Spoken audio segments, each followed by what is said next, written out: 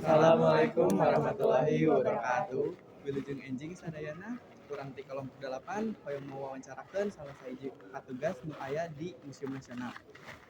Perkenalkan nami Abdi Kasyiful Muhammad Azam. Perkenalkan, nami Abdi Fafian Devriasani. Perkenalkan, nami Abdi Inji Putri Nislia Pak. Perkenalkan, nama Abdi Muhammad Alfi. Perkenalkan, nami Abdi Muhammad Anwar Solehudin. Menyaksikan.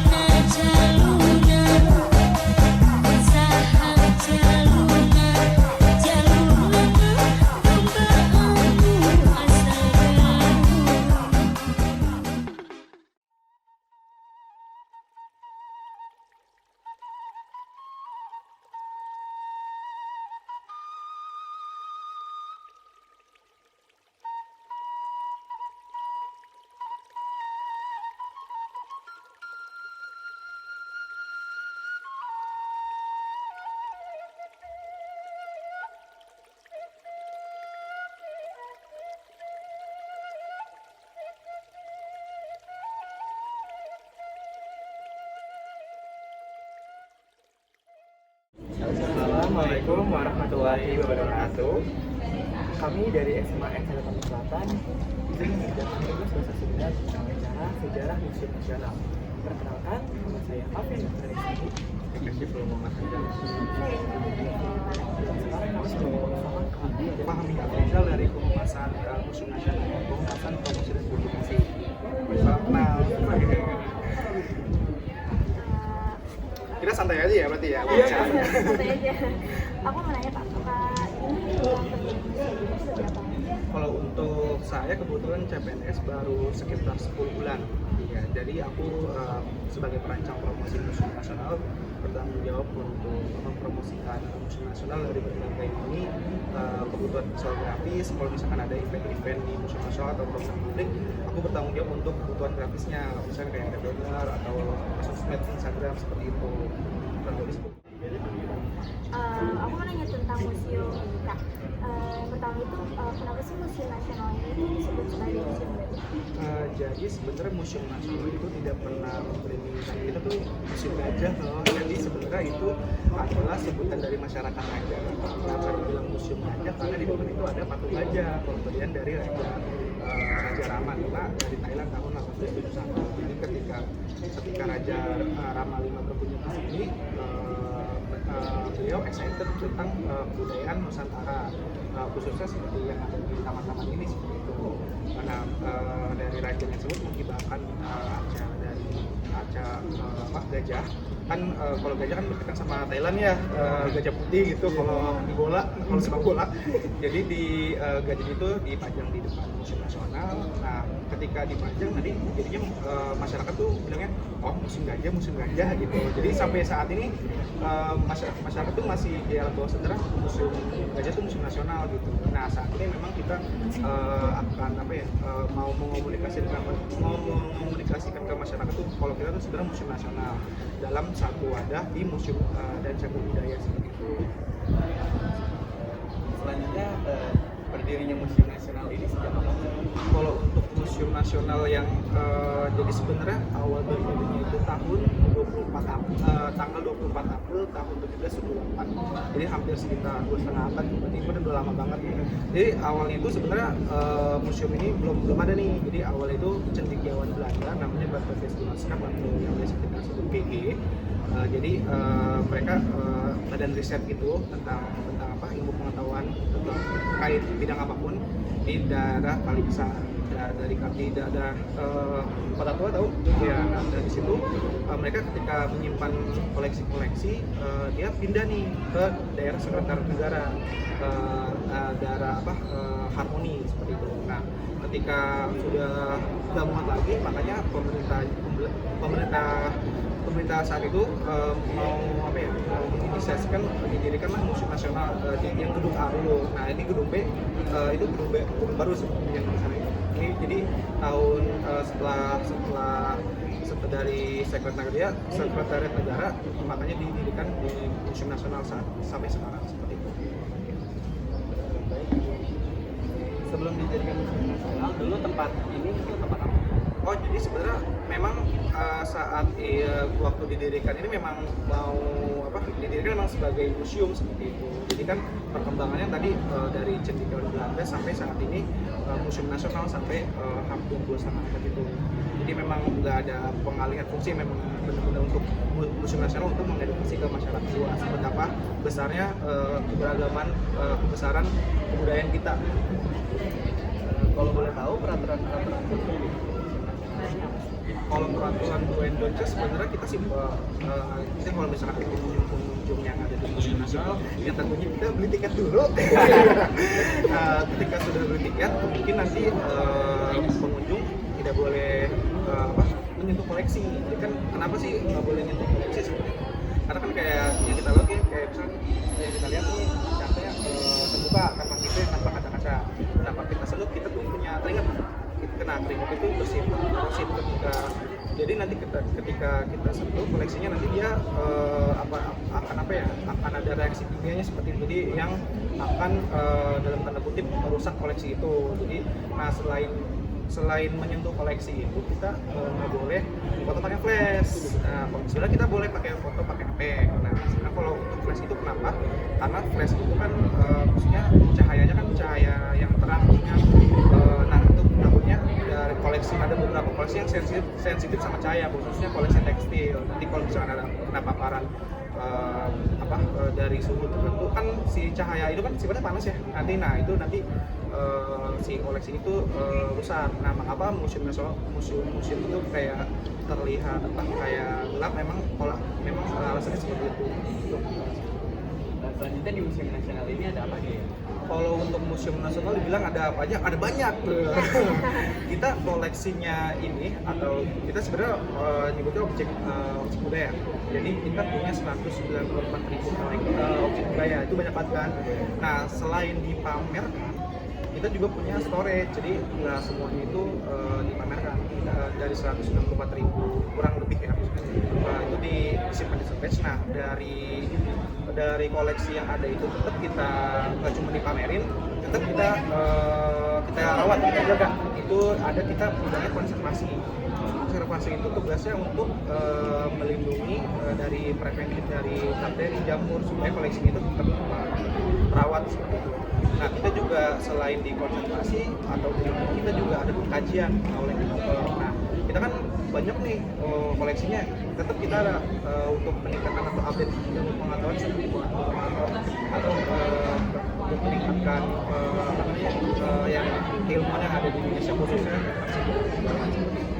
Nah, kalau dibilang ada apa aja tadi, kita sebenarnya punya pameran tetap. Pameran tetap itu di gedung A sama gedung B. Pameran tetap yang di gedung A itu yang saat ini di Taman Arca sebenarnya, jadi lebih banyak menampilkan arti-arti hidup Buddha seperti itu. Dan di pameran tetap gedung A di sebelah sana nanti mungkin footage-nya bisa diambil ya. Itu sebenarnya revitalisasi tahun kemarin sih, tahun 2021 Januari dibuka. Itu kita punya 15 ruangan dari sejarah budaya di Indonesia, terus ada budaya Indonesia, alam Indonesia, perhiasan, wayang, itu nanti ada 15 ruangan, nanti bisa keliling-keliling. Selain di pameran di gedung pameran tetap gedung A, kita punya di pameran tetap gedung B. Nah, di pameran tetap gedung B itu kita punya 4 lantai. Nah, yang paling masuk di situ kita di lantai 4 di koleksi Hasanah Emas. Nah, memang di lantai 4 khusus lantai 4 tidak boleh foto. Nah, tadi yang berkaitan sama perayaan terus dua endorse-nya seperti itu. Nah, saat ini kita juga punya yang terbaru nih, Immersiva. Nah, untuk Immersiva itu kita bisa nonton video selama 30 menit dari layarnya kiri kanan atas depan, terus sampai lantai itu video mapping secara 360 derajat. Nah, itu mengisahkan tentang sejarah budaya Indonesia melalui koleksi museum nasional. Jadi seakan-akan tuh kita kita jadi kita seakan-akan prasejarah, kita scene untuk sosial. Jadi kayak seakan-akan kita dibawa oleh suasana yang ada seperti itu.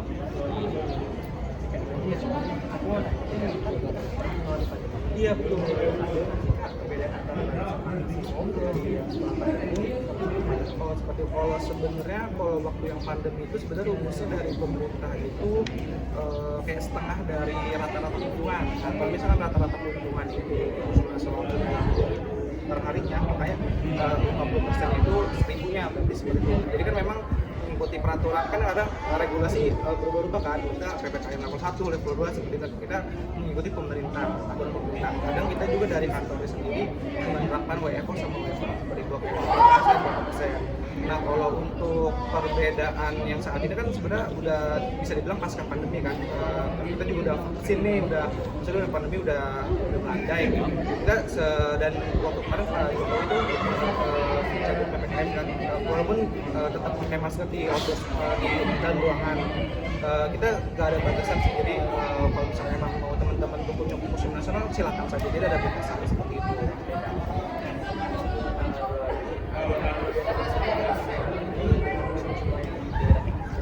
Kalau untuk kelebihan museum nasional dibandingkan sama museum yang ada di Indonesia lain, untuk kelebihannya sendiri sebenarnya di museum nasional itu sebenarnya museum teknologi juga, dan kita sebenarnya kayak museum adalah payung dari museum-museum daerah seperti itu. Kita sebenarnya di satu manajemen sama museum dan cagar budaya, jadi kayak museum nasional, galeri nasional yang ada Bumi Sambutan, museum Sumpah Pemuda, museum Masjid Proklamasi dan lain-lain. Kita sebenarnya satu manajemen di bawah Kementerian Pendidikan Kebudayaan dan Teknologi. Jadi kalau misalnya dari pertanyaannya, iya kelebihan. Jadi tadi kelebihannya kita memayungi di museum-museum yang ada di daerah-daerah seperti itu. Jadi kayak kita sebenarnya bisa dibilang role model museum lain. Jadi sebenarnya kayak misalnya ada audiensi bagaimana cara membuat pasar itu, bagaimana cara kayak apa konservasi koleksi kita sebenarnya kita bisa membuat audiensi kerjasama seperti itu. Kita narasumbernya biasa dari kita kelebihannya. Jadi pokoknya selain audiens ini kan ini kan ada apa sih sejarah dinamakan jadinya museum nasional. Jadi sebenarnya kalau latar belakang kenapa itu museum nasional tadi kan tangannya panjang tuh. Nah memang ada peraturan pemerintah di mana jadi kan waktu transisi di pemerintahan Belanda ke Indonesia saat jadi kan sebenarnya bangunan ini sudah ada sebelum Indonesia merdeka. Jadi ketika setelah Indonesia merdeka, setelah situasinya kondusif, maksudnya nggak ada perang lagi kan. Jadi di Museum Nasional itu ada peraturan pemerintah sebagai itu merupakan ada surat keputusan ini Museum Nasional yang ada memiliki tugas dan fungsinya masing-masing. Jadi memang ada peraturan seperti itu. Ada apa lagi? Oh iya, terima kasih. Ya, Nah, di sini kita akan memasuki wilayah artefak-artefak yang lumayan cukup unik. Dan yang pertama ada arca arwah tahu-tahu, yaitu dari Toraja yang dibuat untuk kaum bangsawan yang meninggal dan bahannya berupa kayu nangka yang dari hutan. Nah, upacara ini untuk sesaji berupa ayam, anjing, babi, dan kerbau. Nah, makanan tersebut itu disajikan bersama dengan bonekanya. Nah, bonekanya atau arcanya terdapat dilihat di sini, bisa dilihat.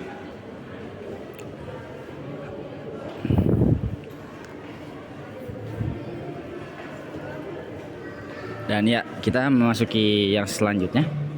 Yang selanjutnya ada balongsong rumah ruh, yaitu miniatur rumah kayu yang ditempatkan di atas kubur persemayaman arwah sebelum pergi ke dunia leluhur. Nah, di sini ada fotonya, ada arcanya.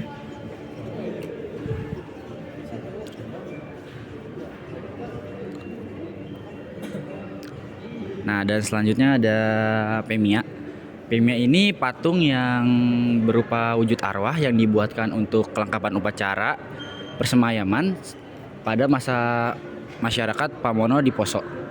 Dan ini berbentuk spiral dan disebut sanggori. Nah, kita ada arcanya. Nah, yang di sana ini Pemia dan yang ini arca media.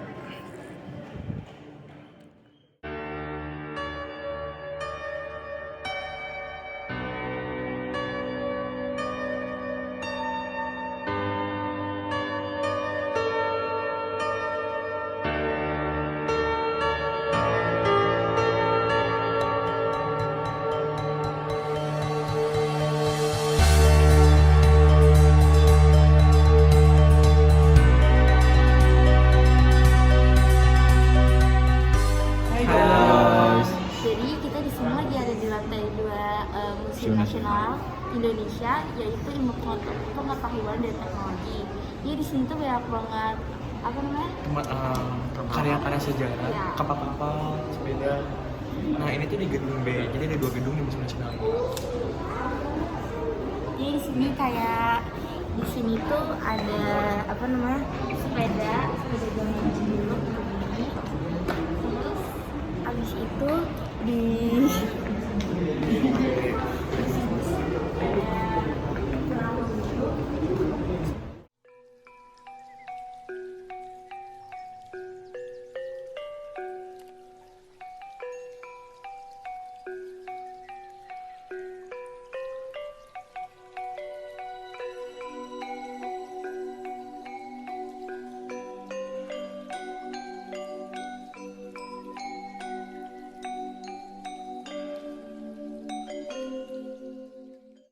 Nah, sakitu wae tugas babati kelompok orang, kurang lebihna dimohon dimaafkan. Wabillahi taufiq wal hidayah. Wassalamualaikum warahmatullahi wabarakatuh.